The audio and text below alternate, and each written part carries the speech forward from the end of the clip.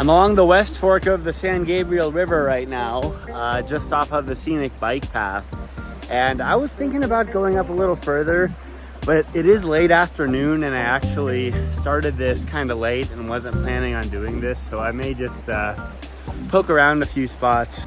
There is some water flowing here, but not really a whole lot. Kind of wish I brought my machete. There really are a lot of nettles here and blackberry over there, so I may just try this another time. Might poke around at Big Mermaids real quick. If the water in the waterfall is low enough, I might be able to climb up to the second waterfall. We still have water flowing out of Big Mermaids Canyon, which is nice. And yeah, the west fork of the San Gabriel River is actually pretty low right now.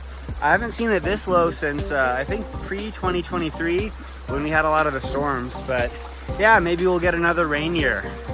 This is Big Mermaids Canyon, and that is the pool, and right over there is the lower waterfall. I'm gonna kind of feel it out. It looks like it's still maybe a little wet and a little slippery, but in the past I have climbed up and over that waterfall to a second waterfall, and then once you climb over that second waterfall, it's kind of smooth sailing for a bit, at least as far as I went. So yeah, anyways, neat spot. It's actually kind of slippery there, so I may just set a few things down here and then do a cold plunge real quick and go check out the waterfall. All right, cold plunge, ready? 1, 2, 3. Woo! Oh yeah, that's chilly. I've been missing that. Yeah, all right, I'm gonna try to get up there without sliding too much on this. And we'll see if that's climbable at the moment. This is actually starting to look a lot better than it did earlier in the year. That section is dry now, and I think there are enough like holds to get yourself up and above this, you know. So yeah, there is a nice little pool here too, but it's a little more rocky than the one just right there. So I don't usually go in this one, but yeah, anyways, maybe I'll give it a shot and let you know how it goes. All right, made it. That was kind of sketchy, but a little worried about the down climb, but I've done it before. Anyways, yeah, it's dry enough, but I highly don't recommend you try this. So yeah, but just up here, we're gonna get to another waterfall up that way. I've never been to it when it's really been flowing, so we'll see what it looks like. Right here, we have kind of a frothy pool, you know, leaves on top, but I forget how far it is, but coming up shortly, we should have a nice waterfall, as I mentioned before. I don't think it's very far, but in my memory, I recall it feeling a little more immediate. This is my first time seeing this waterfall with a significant amount of water flowing, and you also have quite a nice pool here, you know, so that's definitely a plus. Oh, I'm kind of walking around in it, slipping around, but yeah, anyways, I was able to climb up this before because there was like a log. I don't know if someone said it there, but there was a log nicely situated right there. And I may have a photo of this. I think I do. I'm going to put it up in the video right now.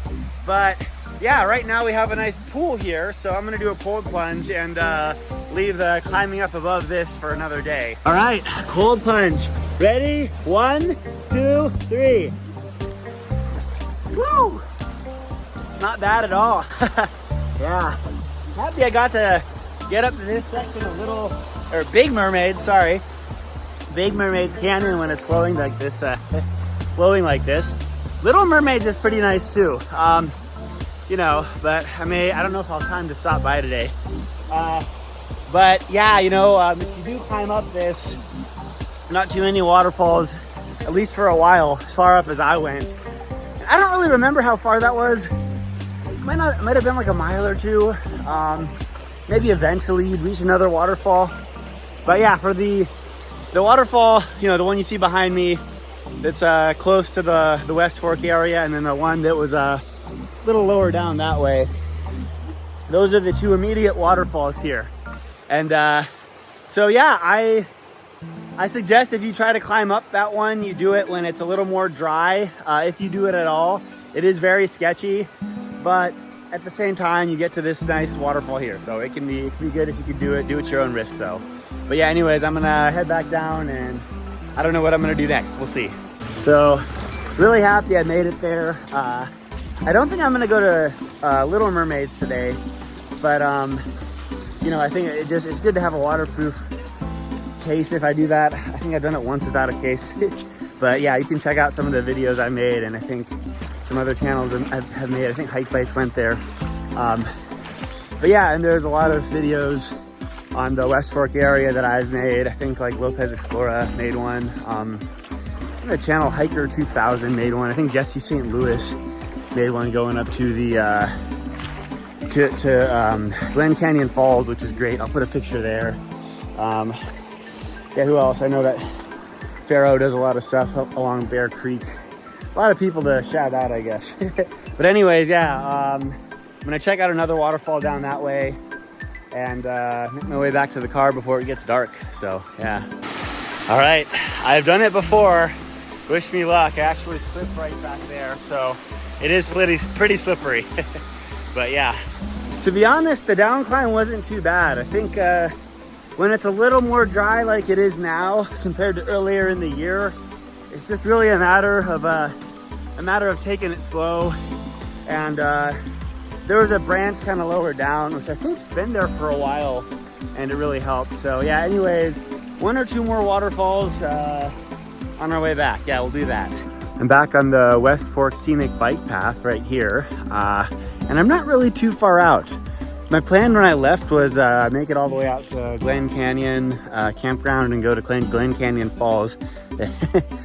But yeah, you know, that just didn't happen. I had a lot of traffic driving here, and I did arrive here kind of late. I wasn't planning on coming here today. But I hope y'all enjoyed going up Big Mermaids. That required a bunch of scrambling. And I assume that climbing up Glen Canyon Falls will require a bunch of scrambling too. So you can count on that in the future. But anyways, I'm gonna go back down. There's a waterfall that I'll show you that you'll probably see if you come hiking here, and a waterfall I will show you that you probably won't see if you come hiking here, unless you look for it. So anyways, back to where I parked. Sun's going down. It's 10 minutes to 5 about. But yeah, we're gonna stop by 2 waterfalls. I'm about a mile away, or maybe a little more, from where I parked. And yeah, so there's one right there. This one is visible and pretty easy to hike to from the paved road over there. And yeah, I'm gonna cross the street and get up close for y'all. I don't know if I said cross the creek or cross the street, but if I said cross the street, I meant cross the creek, which means river actually, but it's kind of flowing more like a creek now, to be honest. Yeah, anyways, there it is. Nice big waterfall here. This is the first waterfall that you can see from that paved road over there that flows year round. But to be honest, I think there's another one that may also flow year round a little further up there. I saw it flowing earlier in the year, so I'll show you. But yeah, anyways, thought I'd stop by this one since I don't normally stop by it. It gets really wild in a rainy year too. So right now the flow is kind of on the low side. Got the moon rising there, and I think I'll have time. The canyon I'm interested in is right over here, and it's still bright enough to film. It's 4:59. Yeah, this is a lot better when it's bright out, but anyways, the water is still flowing quite a bit, so I think the waterfalls will be nice too, and they aren't too far up. Looks like this one is still flowing pretty strong. Yeah, so there's a second tier up there. It might be hard for me to get a nice video of it now, especially with my flashlight kind of spazzing out here. But yeah, nice little waterfall. I may climb up at some point up here, but not now. It's too dark. It's I think I looked at the time. It was 5:03. I just got here, so it didn't take too long to kind of bushwhack and walk. But yeah. Anyways, my flashlight is kind of spazzing out. That headlamp I got. So all sorts of light settings. It's been really good except for the electrical issues, and I've had electrical issues with this type of flashlight in the past, and some of the other ones, you know, there were a few types where they just won't turn off. Even after you turn them off, they just turn on. So if anyone has any good, reliable, high strength flashlight or headlamp recommendations for anything that lasts like over a year at least. I mean, I don't even think I've had this one for over a year yet. Who knows? But it's working. But it's just I'm not even pressing any buttons, and it's sort of spazzing out in terms of the brightness shifts. So yeah, you don't want to get stuck back here without a reliable flashlight. And yeah, that being said, I'm not too far away. I have my phone, and I know the area well. So yeah. All right. That might even be a full moon. That's pretty wild. But yeah, anyways, that canyon is pretty neat. I don't suggest you go at night, and if you do, don't get a flashlight that spazzes out a bunch. I like these flashlights or these headlamps, and right now it seems kind of steady, but it was definitely spazzing out. Oh, there, okay. Spazzing out a bit. So yeah, again, reverse YouTube ad. If anyone has any good suggestions for headlamps that don't randomly shift in brightness or have electrical issues, this one definitely has electrical issues. Let me know in the comments.